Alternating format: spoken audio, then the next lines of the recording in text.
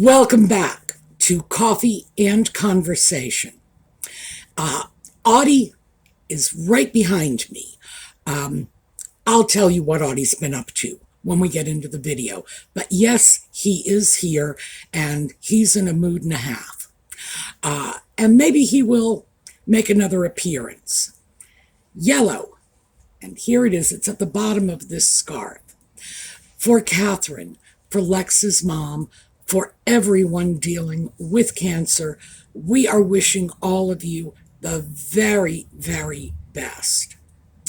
I'm not going to spend too much time in the pre-intro. I'm going to get right into the video, mostly because I think once I get started, I'm just not going to stop. So we'll be back in 22 seconds.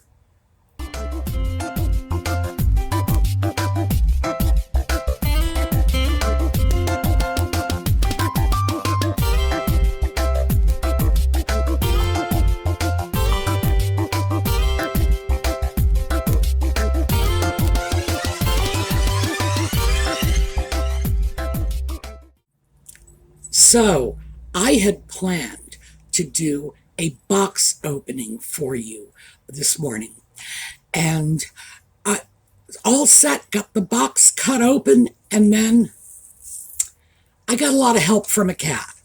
As soon as he saw this stuff, and this is a small portion of it, the rest is just strewn all around here. I really didn't end up getting very much done. So box opening is being deferred until tomorrow. I'm going to bring everything over to the bed, do it there. And I'm going to take all of that shredded red paper out of it. I will let Audie have some of it. He's been a pretty good kitty lately. But no, it just got too chaotic. And I realized that when the camera was jiggling, we just had to come up with another plan. So let me tell you what Audie did this morning. I got up early. I got up at, I actually woke up at 3 a.m. And I thought I would try to go back to sleep, which I was not able to do, even with, Audie the Bad Boy. He's not a bad boy at night.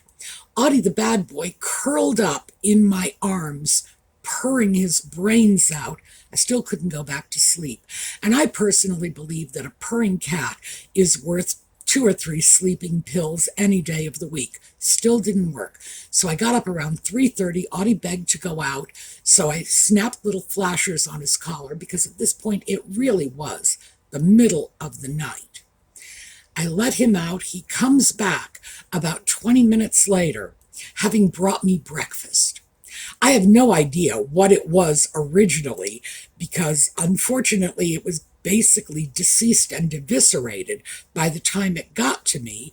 But I'm grateful. I respect the fact that he was attempting to feed me. It's like, here, look what I brought you.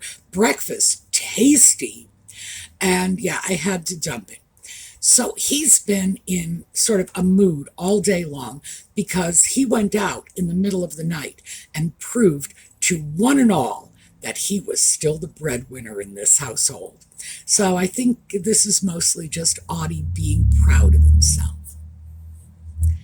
So the getting up at 3 in the morning is what I wanted to talk to you about today. I want to talk about biphasic sleeping. Now, I've seen a couple of YouTube videos about this, and that led me to do a bit of research because, frankly, these videos made assertions that I just cannot agree with. Sorry. But I thought we should talk about it because it's out there. It's being discussed. It's something people are considering. Biphasic sleeping is when you sleep in 2 separate periods in your 24-hour day. The Mediterranean concept of siesta, biphasic sleeping. You sleep for like 5 or 6 hours at night, take a 2 or 3 hour nap in the afternoon. A lot of cultures do this, particularly cultures that have extremely hot summers.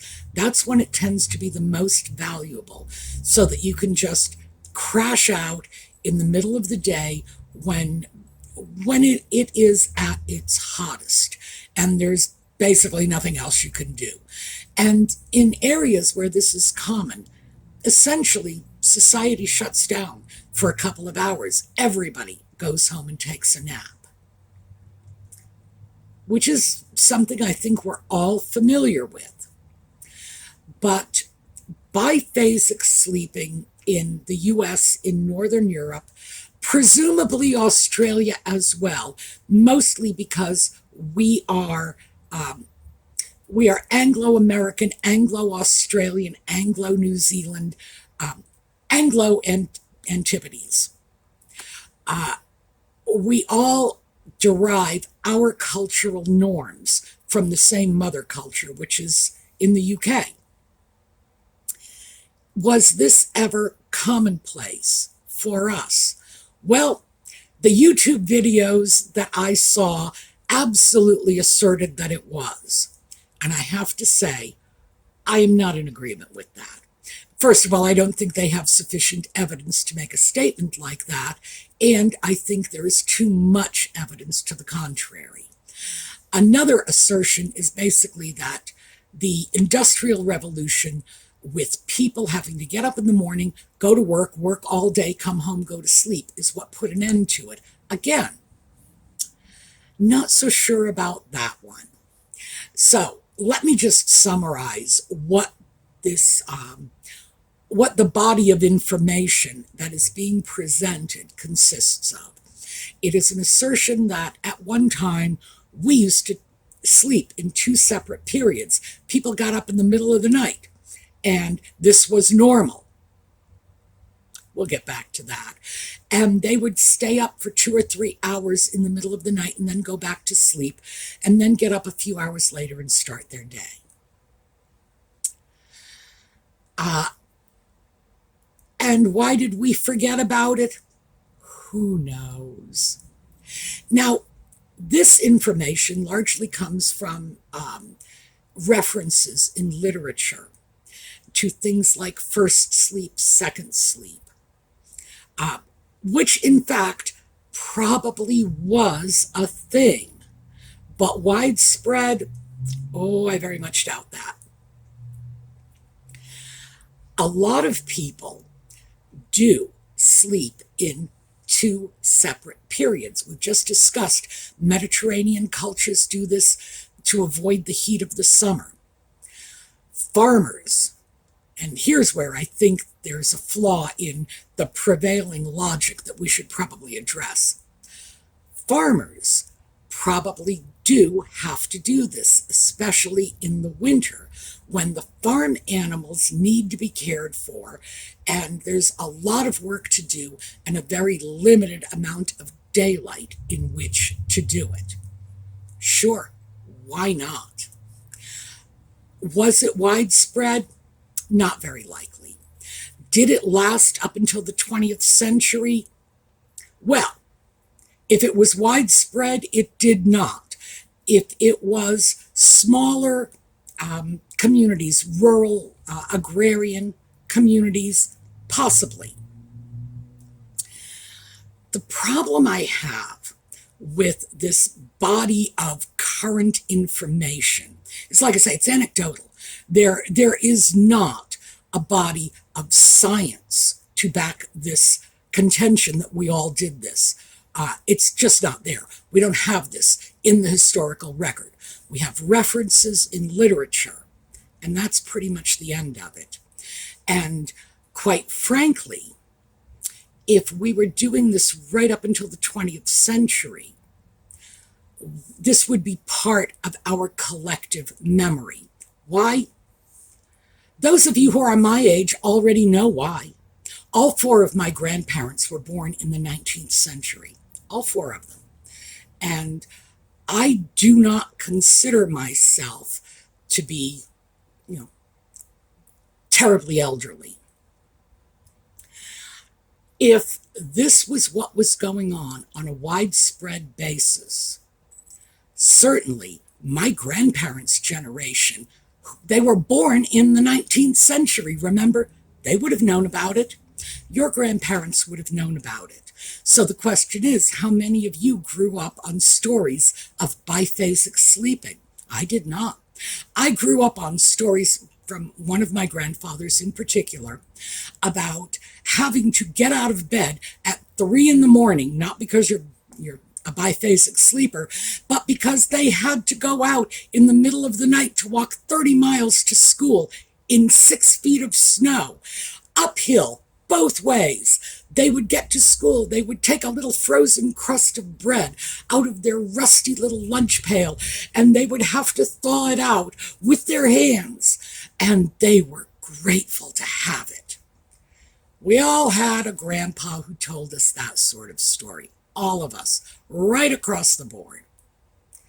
And you know, if they had to get up at 3 in the morning to milk all the cows and all the neighbors' cows and chop all the wood for the fire and all the neighbors' woods, you know that would have been part of the story too. So, no. I do believe that, in fact, this was a minority sleeping habit. I believe, furthermore, that some people can benefit greatly from it, which, by the way, is why we are discussing it. But do I think this was just how it was done? Absolutely not. Because for every literary reference, they can say, oh yeah, Charles Dickens talked about first sleep. Well, Jane Austen talked about going to bed and sleeping for 9 hours. By the way, that was her sleep day. That's the period of time she referenced, 9 hours. So for every one reference they can come up with, I can come up with one that indicates no. People were, in fact, sleeping in one block. I do not feel anecdotal evidence is anything other than, well, what I just said, anecdotal evidence. You have a few people who did it. You have a few references to it.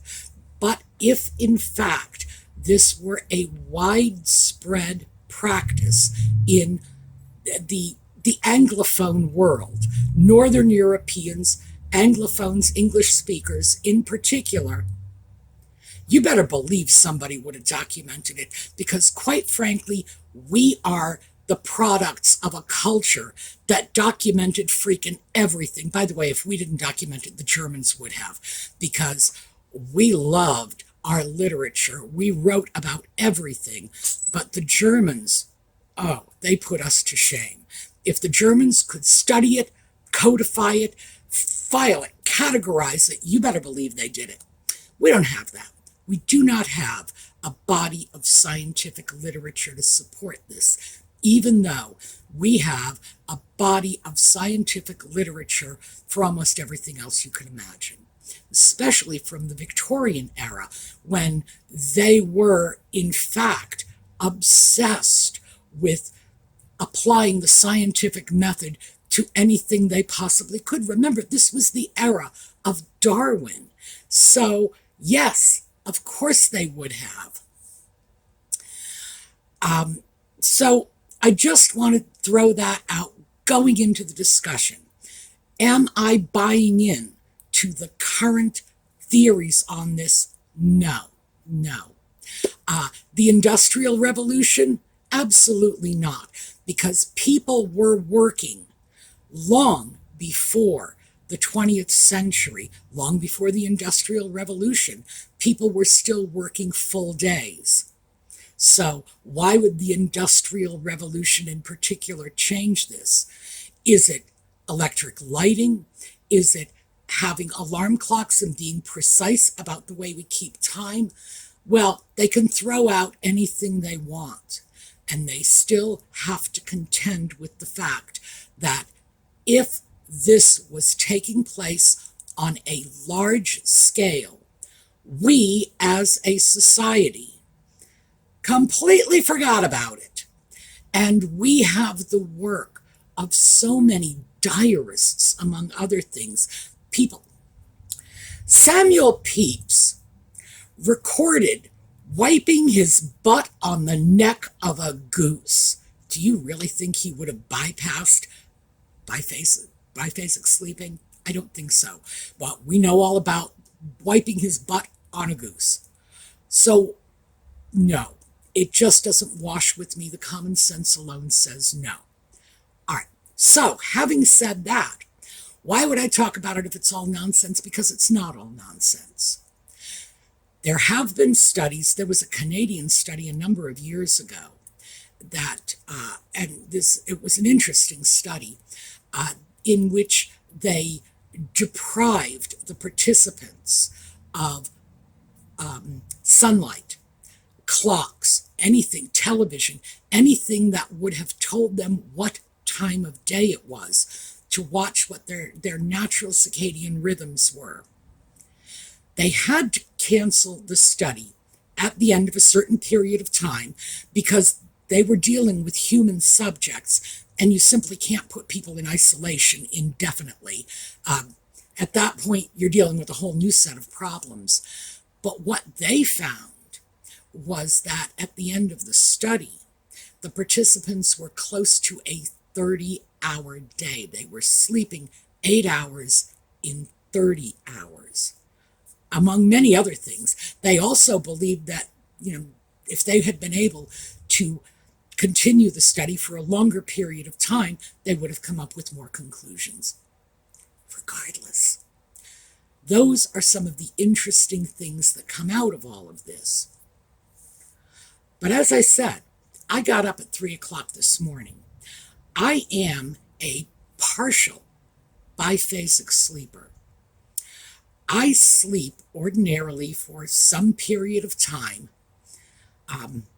and usually it's about 6 hours a night, and I will do that for about a week, and then I will have one day when I will sleep about 10 hours. Now remember, my norm is not 8, it's 6, about 10 hours, and shortly after that, my next sleep will be broken.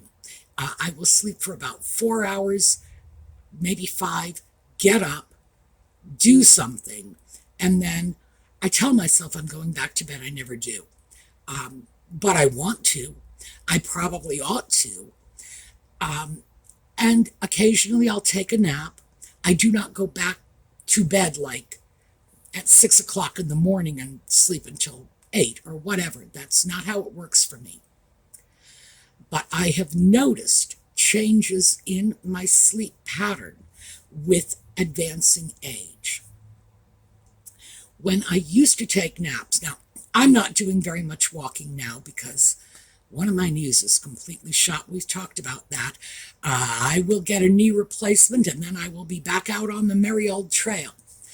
But when I was walking, I was getting up at 4:30 in the morning because I would walk between 5 and 6. The simple truth is I like being out in the world where sighted people don't have that much of an advantage. I go out in the dark.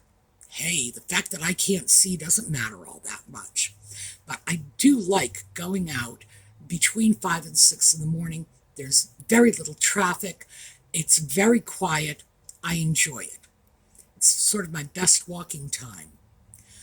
When I do that regularly, if I were to get 8 hours sleep prior to 4:30 in the morning, I'd be going to bed at 8:30 at night. Doesn't make sense for me, doesn't work into my lifestyle. So I would take a nap in the afternoon. Usually 2 hours. I fall asleep, I wake up in 2 hours. I don't have to set an alarm. My biological clock just wakes me. That is something that has happened later in life. And I wanted to throw this out to you because there may be many of you also having difficulty sleeping all the way through the night. We get older, our bodies change, we have to go to the bathroom more often, or, we just have more trouble settling in. You might find that some variation of biphasic sleeping works for you. You know, you go to bed late, you wake up early, you get on with your day, and then take an afternoon nap. That might work. That might be enough to compensate you from the lack of sleep you're getting at night, because we all need sleep. And I think we all need different amounts of sleep. As I say, I currently do 6 hours, and I believe the reason I'm doing 6 hours is because I am not out walking for an hour every morning. I think my body is just looking at this saying, well, we're not doing anything. What do we need to sleep for? It's possible that other people are looking at this too, looking at changes in their sleep patterns.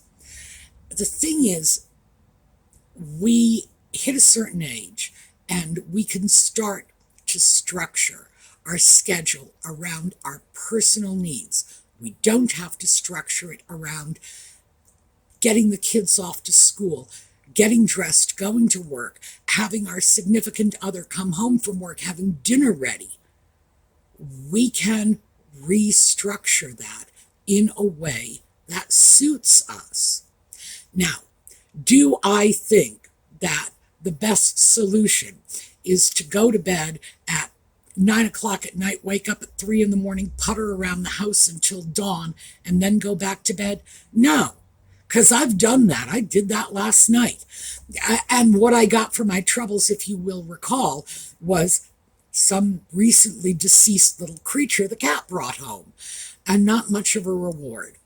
There is not a great deal that I can do in the middle of the night, primarily because I have neighbors. Many of us do. If you're in a rural area, I am in fact in a rural area, I should say that. And still, I have neighbors. If you are in a remote area where you don't actually have neighbors, yeah, you can probably do anything you want in the middle of the night. But there are many, many things I can't do simply because I have neighbors. And if I get out of bed at 3 o'clock in the morning, walk out the door and decide I'm going to take on a carpentry project on the patio, they've got to get up and go to work in the morning. So I have to keep that in mind. Also, I have to keep in mind that unusual activity at my house might be alarming to them. Any kind of activity, even something as minor as just turning on the lights, might be enough to be waking their children. Who knows? But I'm not living in a vacuum, and that's one of the reasons I have to be a little more cautious. When I go out and walk, it's not a big deal because I do what I need to do in the morning. I get out the door, and then I'm taking it out of my neighborhood. I can just get out. Also, my neighbors get used to that very quickly. It's like, oh, that's Sue, she's walking. In fact, the people at the township, I don't even know who they are. They are like, our township office workers were aware of where I was walking, what time I was walking, and the fact that I don't see very well. It tells you how small this town is. But yeah, when you are in certain communities, anything you do impacts the people around you. But my neighbors, once the knee gets replaced and I get to go back out walking, they're going to get used to it very quickly. They are going to understand that, 5 o'clock in the morning, I'm out the door. But I do make an effort to be quiet about it, and I don't turn on all the lights. Again, simply because I don't want to wake somebody's kid. I don't want to interfere with somebody's ability to sleep when they have to get up and go to work in the morning. So that's my personal set of circumstances. They're very unique to me. As I say, right now, I am in this sleep 6 hours, like, for 5 days, and then suddenly oversleep for 1 day, and then the next day I'm sleeping for 4 hours. I don't know why that is, but I have actually tracked it. So I know what I'm doing. And I don't know why I'm doing it, but I do know what I am doing. And I've done some research. It is not unusual for someone in my age group to be doing this. There are a whole bunch of sociological theories. It's right up there with Industrial Revolution. Well, we don't have to work anymore. We can do what we want. No, it's probably much more along the lines of a biological reason that we just need less sleep. We are less physically active, and so there's probably a serious biological component to this. Also, I should say I've known a lot of older people who did in fact sleep less and less as they got older, until many of them got down to about 4 hours a night. I'm not looking forward to that, but it's out there. It's something that happens. So if you are having difficulty sleeping at night, if you find yourself getting up and not being able to go back to sleep, absolutely do something. By the way, that is one of the best cures for insomnia.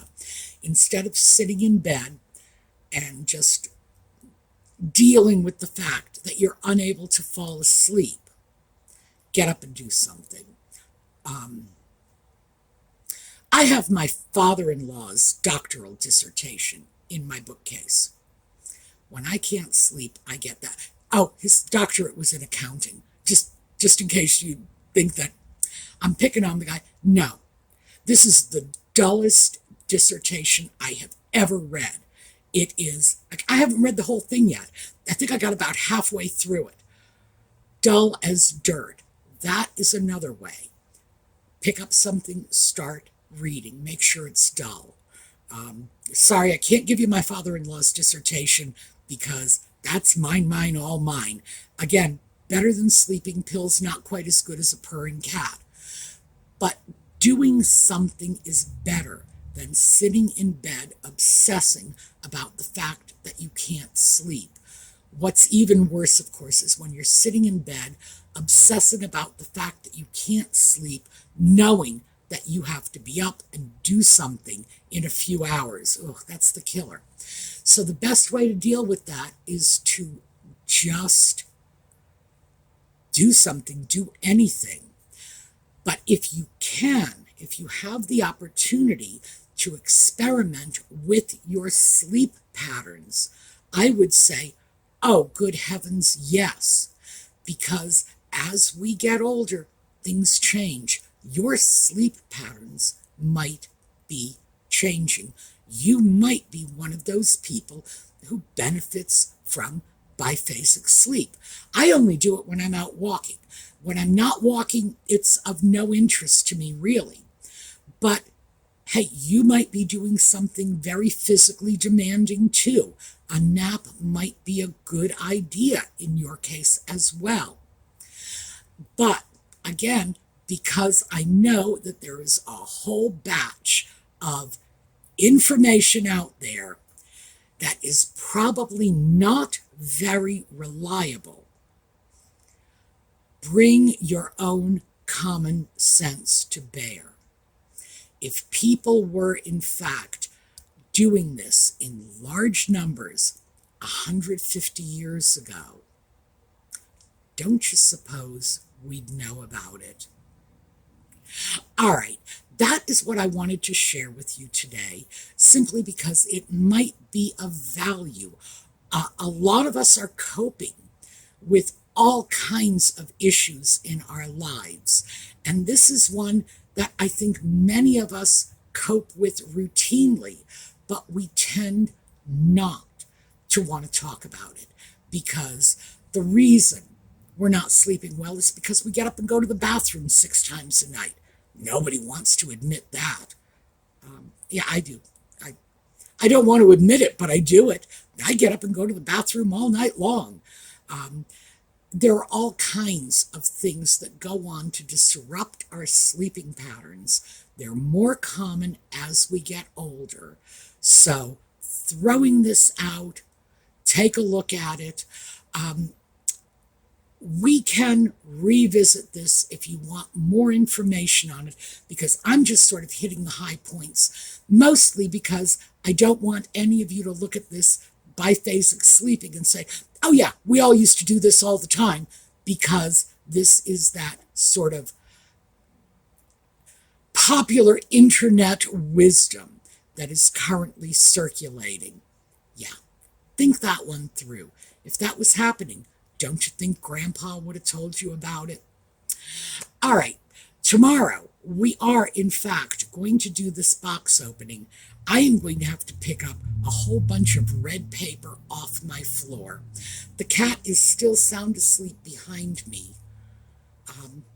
Oh, I recently got my hair cut. It was like 2 weeks ago. And I don't know what is going on, but it's not behaving itself. And I think I'm either going to have to cut it again or let it grow out. So I apologize for moving it out like this, but it really is like dropping in my face. I don't know what's going on with this. It was the hairdresser who usually cuts my hair. So I don't have any explanation for it, but it's definitely not working out for me. So I'm going to have to do something about this. I just haven't decided what. So my apologies, because I do know I have been fiddling with my hair a lot lately. It has been freshly cut. All right, we will come back tomorrow with a box opening. I hope to see you then. We're going to take a look at a slideshow on the way out. And in the meantime, have a terrific day.